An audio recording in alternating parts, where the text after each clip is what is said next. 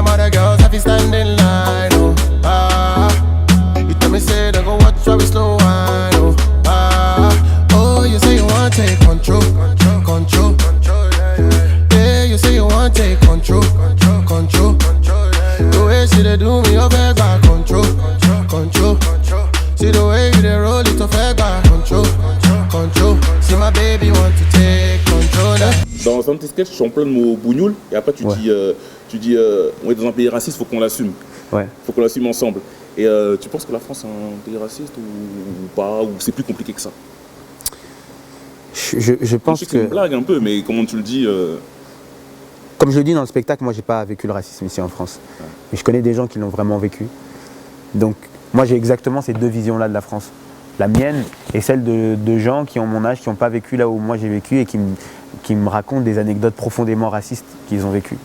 À Paris, il y a des endroits, dans Paris, avenue Montaigne, où si tu es un Renoir, on va te dire que les tables, elles sont réservées. Ça existe ça.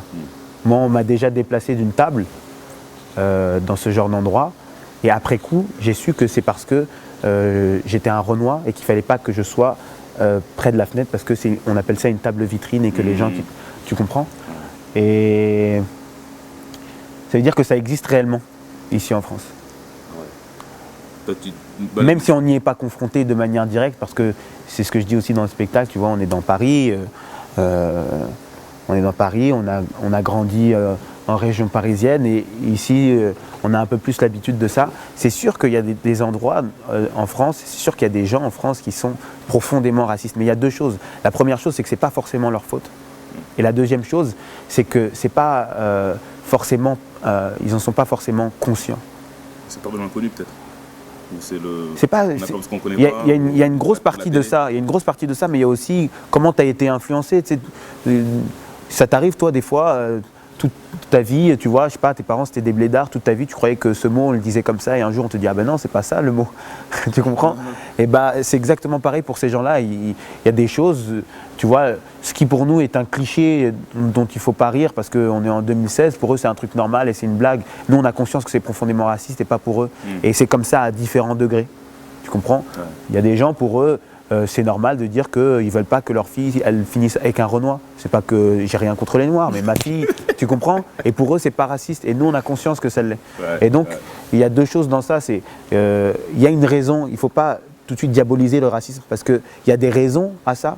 Que trouver ça ne veut pas dire que c'est pas grave, mais il y a des raisons derrière ça. Donc il faut être. Moi, je pense qu'il faut être pédagogue avec ces gens-là. Et la deuxième chose, c'est que des fois, il y a des gens qui sont racistes profondément et qui n'en ont pas conscience. Ouais. Souvent, celui qui dit « je ne suis pas raciste, ma meilleure amie est noire » ou « Exactement. mon ménage est noir » ou exactement. « j'ai une amie noire ». Ou le simple fait, tu vois, un mec qui est chef d'entreprise, pour parler très concrètement, un mec qui est chef d'entreprise et qui n'a pas de noir parmi ses employés, eh ben, c'est quelque chose de raciste, même s'il ne l'a pas fait sciemment. Même si ce n'est pas volontaire de sa part parce qu'il n'a pas dit « je veux pas de noir », mais le fait d'avoir recruté que des blancs autour de lui, c'est un acte qui est raciste. Ça veut dire qu'il y a un truc en toi que tu n'as pas réglé. C'est pas normal que dans un paysage comme la France, à Paris, il n'y a pas des Arabes, des Chinois, des Noirs dans ton entreprise. C'est clair. Donc du coup, c'est pour ça que sur ta devanture à l'Olympia, tu mets « Vive le Cap-Vert, PS, vive l'Algérie ». Du coup, ce message à l'Olympia, c'est fort quand même, c'est marrant. Moi, j'ai vu ça, j'ai dit… Ça me faisait beaucoup rire. Il y a beaucoup de gens qui n'ont pas compris, mais ah bon? Pour moi, qui ont été il y a des gens, mais les gens qui n'ont pas compris, c'est les gens qui ne vivent pas notre vie. Ah, donc il y a des gens qui ont été offusqués par ce truc-là? Il y a des gens qui ont trouvé ça un peu agressif, tu vois. Qu'est-ce que ça veut dire, vive l'Algérie? Ça veut dire que, comme si c'était en opposition avec vive la France. Ah ouais. Tu comprends? Mais pour nous, vive l'Algérie, c'est un truc très… C'est culturel chez nous. Grave, tu comprends? Oui. On a grandi avec ça. Pour moi, moi aussi, je dis vive l'Algérie. Tu sais, je suis content. Oui. Moi, s'il faut, je peux porter le drapeau de l'Algérie. Tu comprends? C'est culturel. Ça représente plus que juste l'Algérie. Tu comprends? Ça représente un mouvement, ça représente les enfants de l'immigration. Tu comprends? Après, évidemment, ce serait beaucoup plus beau si on aurait cette même ferveur pour le drapeau français. Et moi, c'est mon rêve. Mais moi je trouvais ça très drôle. Et après le Cap-Vert c'était vraiment pour hommage parce que mon oncle qui m'a lancé, donc le père de mon cousin avec qui j'ai commencé, qui m'a lancé, il était là Et tu vois, il a longtemps œuvré, il œuvre encore pour une société, pour une association au profit des enfants du Cap-Vert. Et c'était un petit clin d'œil pour eux. Toi, tu vas à fond sur les sujets un peu chauds à traiter, tu vois, le gay, parce que tu as un long passage en plus, la quenelle et tout, etc. Comment on fait pour parler de ces sujets et sans passer pour quelqu'un de mal intentionné? Parce que justement, il faut le faire sans mauvaise intention. Il faut le faire avec tendresse. Les gens. On peut dire que ça peut choquer les gens, tu vois, parce que c'est long sur les couples gays. C'est vrai que c'est long. Mais je pense que quand tu fais les choses avec bienveillance, les gens le ressentent.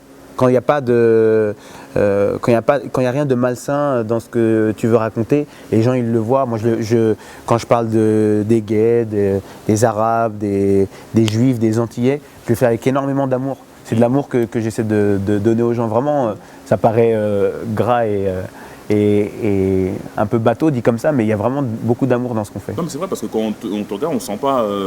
Enfin, ça fait marrer quoi. Et même on n'est pas un peu crispé parce que souvent les gens quand ils parlent de ce sujet, on est un peu crispé. On se dit putain où est-ce qu'il va. Mais toi voilà, c'est ça qui est bien avec ton humour noir, ton sarcasme, c'est que on dirait que tu peux rire. Toi, en tout cas, tu peux rire de tout sans que ça passe agressif. Tu me fais penser un peu à Dr House un peu ou Gaspard Proust un peu dans ce truc-là. Tu sais, Gaspard Proust, moi ça a longtemps été, ça l'est toujours, une de mes références. Je suis un fou de. Moi aussi, je trouve super fort. Pour moi, c'est vraiment l'un des plus forts. Après, moi, je suis pas un fan d'humour noir, contrairement à ce qu'on pourrait penser, pas du tout.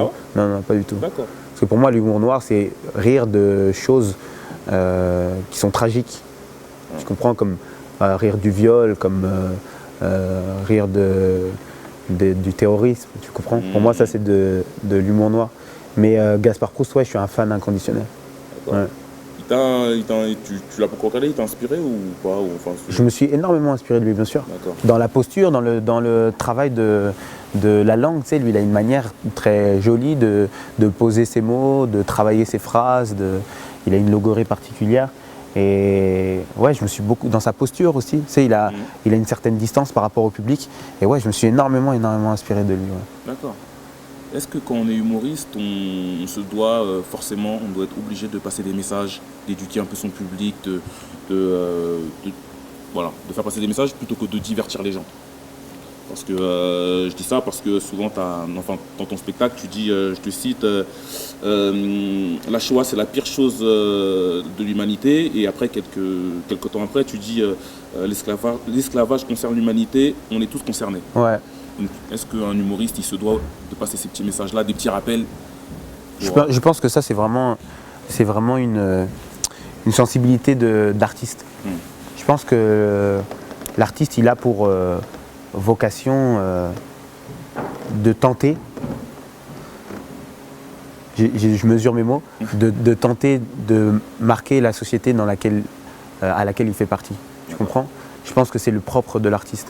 Après, on n'y arrive pas tous, mais tu vois, les grands artistes qui ont marqué les époques, c'est des mecs qui étaient concernés par ce qui se passait autour d'eux. Donc quand tu es concerné,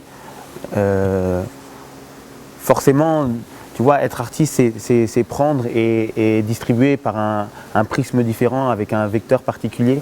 Et donc, dans cette idée-là, tu as forcément une idée de ce qui se passe de bon, de mauvais, de grave, d'anormal.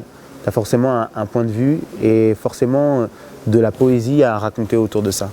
Et donc je pense que c'est la vocation d'un artiste. Après, le divertissement, c'est autre chose. Je ne pense pas qu'on puisse dire si tu es chanteur ou si tu es comédien, tu dois. Parce que ça réduirait vachement ce qu'on fait. Ouais, parce que souvent les politiciens me disent oui, je sais pas, je prends l'exemple Omar Sy, Jamel Debbouze, vous êtes des exemples, donnez votre avis sur ça, ou les rappeurs, oui.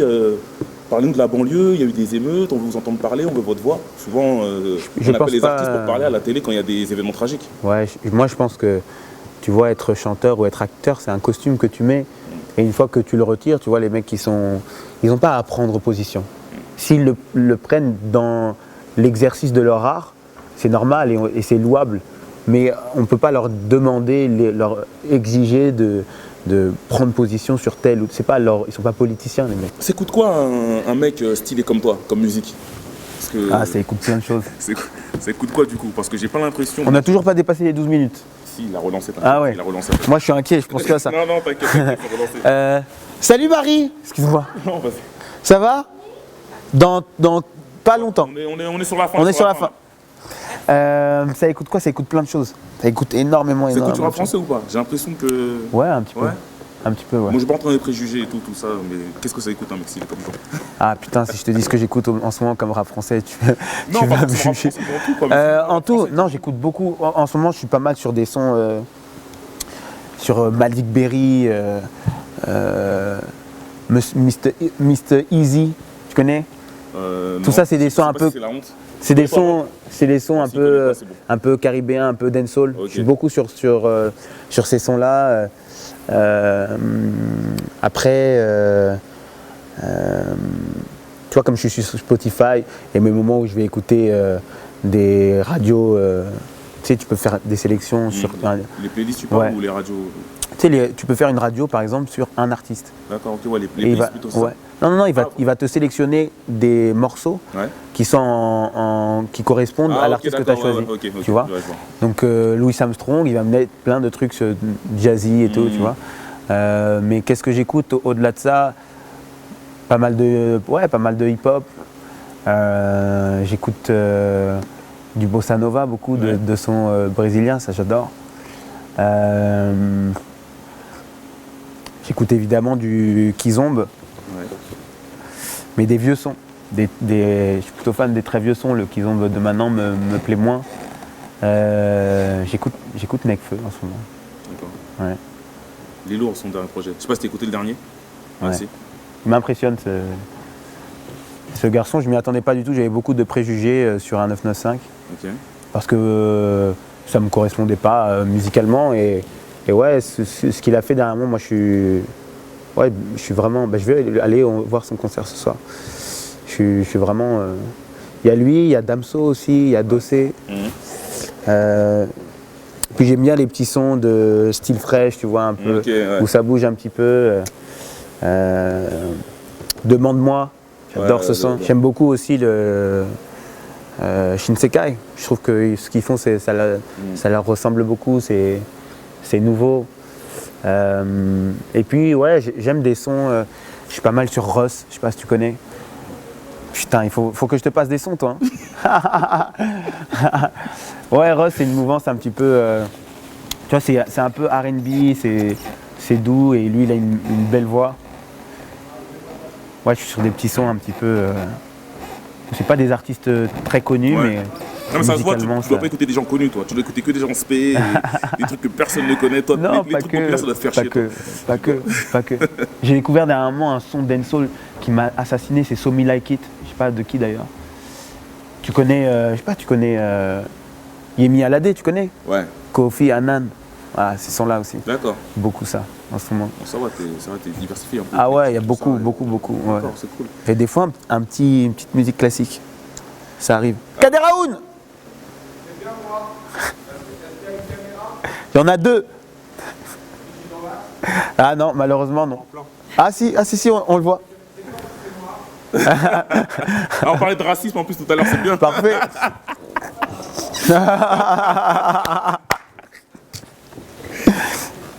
C'est pour Bouscapé. Il y a le comte de Boudarbala qui a joué son spectacle pendant 9 ans. Ouais. C'est un truc de ouf. C'est incroyable. C'est incroyable. Incroyable. Un spectacle, il a tenu 9 ans avec un seul spectacle. Ah ouais, c'est incroyable. Il m'a beaucoup inspiré aussi, le comte de Boudarbala, j'aime beaucoup. Ouais. Et je voulais savoir, toi, au niveau de. Enfin, est-ce que toi, tu serais prêt à faire comme lui ou moi, à la fin de l'année, c'est fini.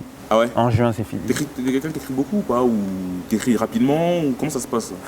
Moi, je suis vraiment le petit artiste péteux qui attend que son inspiration arrive, tu vois, qui a besoin de temps, qu'il faut laisser. Je suis ce genre de mec. C'est vrai ou tu le dis? Non, vraiment, je suis ce genre de mec. Ok. Genre, il faut pas me brusquer, il faut laisser le temps. Pour moi, c'est comme un. Ouais, ça prend du temps, il faut que ça mûrisse comme un bon fromage, quoi, tu vois. Vraiment, il faut que ça prenne le temps parce que l'idée, c'est le deuxième spectacle qui soit mieux que le premier. Ouais. Tu comprends? Et j'ai mis déjà des années à faire celui-ci.